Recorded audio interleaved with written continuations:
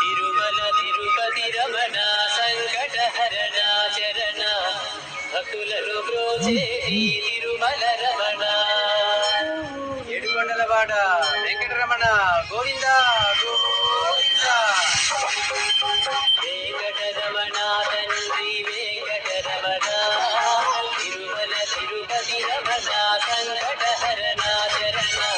భక్తులను బ్రోచేటి తిరుమల రమణ